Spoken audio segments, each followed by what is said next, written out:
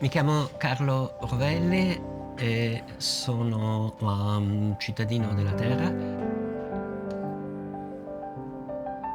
Mi sono occupato principalmente di fisica teorica, scienza, e soprattutto combinare la teoria dei quanti con le teorie di Einstein della relatività generale, fare gravità quantistica. Il mio approccio alla scienza è sempre stato cercare di guardare le cose dall'alto, cercare di mettere le cose insieme.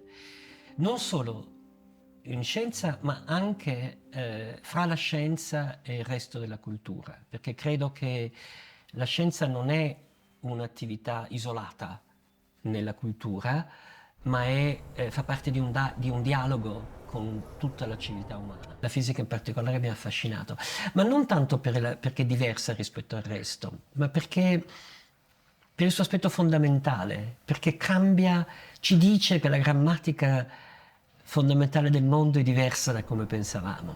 Ci dice veramente in maniera convincente che il mondo è diverso, la realtà è diversa dal modo in cui ce la immaginiamo istintivamente e naturalmente per come l'abbiamo imparata crescendo e crescendo anche come razza umana, diciamo. Siamo cresciuti su questo piccolo pianeta abituati a un mondo relativamente ristretto.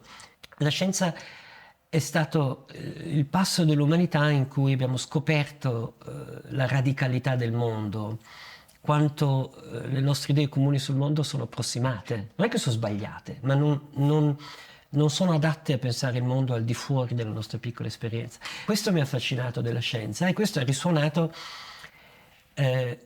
con le mie idee e il mio sentire politico, culturale. Cioè, impariamo ad essere con la mente più aperta che non come il mondo ci sembra usualmente davanti a noi, come se tutto fosse chiaro.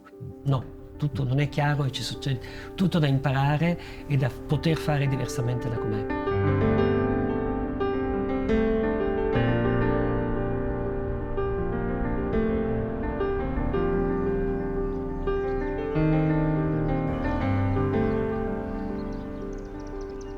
Quello che succede in Grecia o sulla costa della Turchia, ci sono delle città greche nel VI secolo, VII secolo prima della nostra era, quando nasce per la prima volta una ricerca razionale, critica sulla natura e gli esseri umani cominciano a porsi delle domande, a cercare delle risposte sulla natura che oggi riconosciamo come domande scientifiche. E che questo momento cruciale della storia dell'umanità, in cui nasce in questo senso il pensiero scientifico, avviene nello stesso momento in cui nascono le prime costituzioni democratiche di cui abbiamo notizia.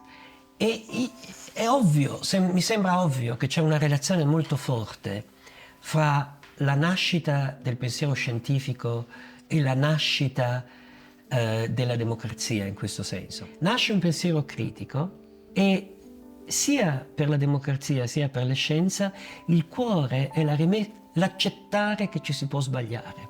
Questo mondo greco scopre un'altra maniera di stare insieme, che è non centralizzare in un'unica persona, ma discutere. Discutere vuol dire fare democrazia e discutere vuol dire fare scienza.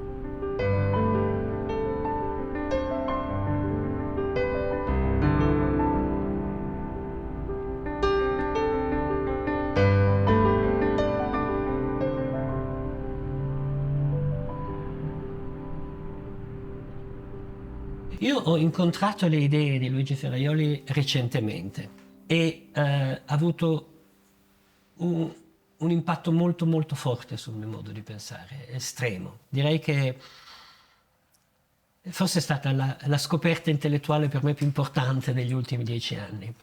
Ferraioli ci offre qualche cosa che non avevamo e ha un'idea straordinariamente brillante. Quello che ci offre è ricominciare a pensare a un futuro possibile. E l'idea brillante è, invece di parlare di questa nazione, quest'altra nazione, queste differenze, questi rapporti di forza, eh, parliamo di quello che ci unisce, di quello che ovviamente ci unisce, e dimentichiamoci la politica e parliamo in termini di principi. È ovvio che gli interessi degli africani, dei cinesi, degli indiani, dei sudamericani, dei messicani, degli statunitensi, degli inglesi, degli italiani sono gli stessi. Cioè al 90%, al 95% vogliamo tutte le stesse cose. Vogliamo vivere in pace, vogliamo che ci sia questo, vogliamo che ci sia l'istruzione, vogliamo bla bla bla bla. Cioè le cose. eh, In realtà l'umanità è straordinariamente uniforme ideologicamente oggi. Poi ci sono differenze, chi lo vuole in una maniera, chi lo vuole in un'altra maniera, ma l'idea di scrivere una Costituzione, Ferraiolo è un costituzionalista, non è basata sul fatto siamo tutti uguali e quindi scriviamo una Costituzione insieme, è basata sul fatto che siamo diversi. Okay? E nella nostra diversità accettiamo la diversità. E il futuro qual è? Siamo intorno alla Terra, abbiamo problemi comuni, abbiamo seri problemi comuni, abbiamo rischi comuni, il rischio nucleare, le catastrofi climatiche, le guerre, abbiamo problemi seri, l'acqua che non c'è, disuguaglianze colossali che stanno crescendo, che nessuno controlla, piccolissimi gruppi di persone che controllano ricchezze infinite. Non è mai successo nella storia della nostra specie che ci siamo trovati ad avere uno strumento tecnologico capace di distruggerci tutti in 20 minuti e di averlo non nelle mani di un gruppo, ma di tanti gruppi diversi, i quali stanno litigando sempre di più in una escalation. Ferraioli ci offre un futuro possibile e il futuro possibile è estremamente semplice, estremamente convincente, e io non credo che qualcuno possa dire io non sono d'accordo. È interesse comune dell'umanità di mettersi insieme e di fare la stessa cosa che abbiamo fatto all'interno degli Stati. Rinunciare ciascuno a un pezzetto della nostra sovranità personale. Io non posso uscire a coltellare una persona, a picchiare uno perché sono forte, perché sono a Madrid, se lo faccio la polizia mi arresta. E quindi ho rinunciato a un pezzo della mia sovranità personale, ma sono contento, perché grazie a questo esco e nessuno mi accoltella, quindi sono molto felice. Questo dobbiamo fare fra Stati.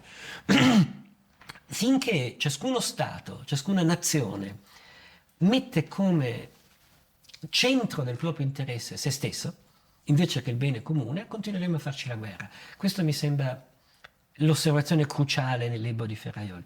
Allora, quest'idea di Ferraioli di spostare il dibattito sul futuro possibile dal piano politico, è meglio il liberalismo, le società liberali, bla bla, o è meglio il comunismo cinese, eccetera. No, non è questo il problema. Il problema è come possiamo vivere insieme. Poi ognuno discuterà. E dimenticare il come ci si arriva e ricominciare a fare la cosa che ha fatto funzionare l'umanità per millenni e per secoli, e cioè l'utopia. Noi viviamo nelle utopie del passato. La democrazia era un'utopia, diciamo, la libertà era un'utopia, liberarsi dalla schiavitù era un'utopia, cercare di superare il dominio del maschio sulla femmina era un'utopia. Tutte queste erano utopie e non perfettamente, ma si sono realizzate e ci viviamo e sono il meglio di quello che l'umanità è fatta perché qualcuno ha saputo sognarle.